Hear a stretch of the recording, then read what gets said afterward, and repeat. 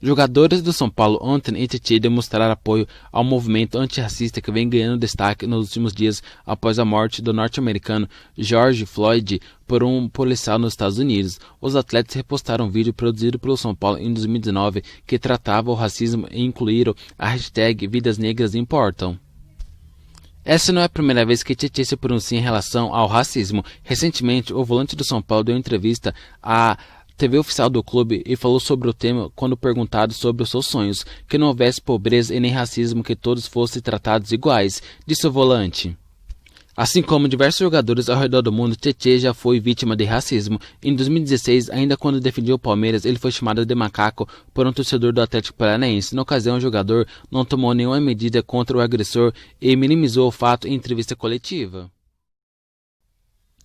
O São Paulo recuperou 4 dos 6 jogadores que desfalcaram o time no clássico contra o Santos no dia 14 de março, o último jogo antes da paralisação do futebol por conta da pandemia do coronavírus. Thiago Volpe, Elinho, Gabriel Sara, Léo, Rojas e Valse não estavam à disposição para o Sansão por estar em tratamento ou em recondicionamento físico. Desde então foram 2 meses e meio.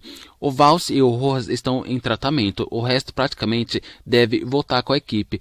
Antes da paralisação, o Léo estava treinando em campo com a fisioterapia, o Elinho também. O Volpe era uma fratura que teve o tempo ideal para se recuperar. O Sara também vinha treinando com a fisioterapia, não estava apto para jogo, mas estava no processo. No começo mandamos atividades mais leves e fracionadas para que eles pudessem se adaptar. Agora treina normalmente. Por esse lado, foi muito bom. Acabamos recuperando todos, disse o preparador Pedro Campos.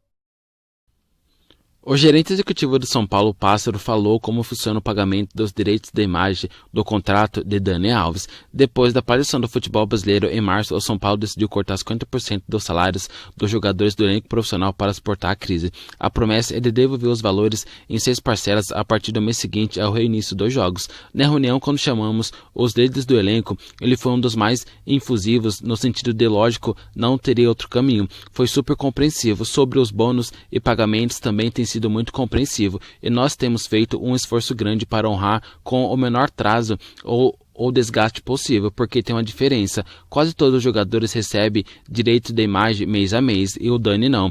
Ele acumula e pagamos semestralmente, disse Pássaro em entrevista à Rádio Transamérica. O camisa 10 tem a receber a cada 6 meses valores acumulados pelo acordo com o clube, mas segundo o Pássaro, Dani Alves entendeu a situação financeira do São Paulo. A crise no caixa foi agravada pela pandemia do coronavírus. Quando ele chegou, estávamos com o orçamento apertado e foi combinado. Há 2 jeitos de acumular pagamento: ou paga e espera 6 meses, ou espera 6 meses e paga no final. Essa segunda oferta foi a que fizemos a ele. No começo, com muita boa vontade, ele aceitou, disse que não teria problema. Não era nem 6 meses, eram 10. Disse que se o São Paulo poderia pagar a primeira daqui a 10 meses e não teria problema. Temos feito esforços para honrar em estadia com ele, porque esse foi o combinado. O pagamento se refere ao período daqui para trás e não para frente.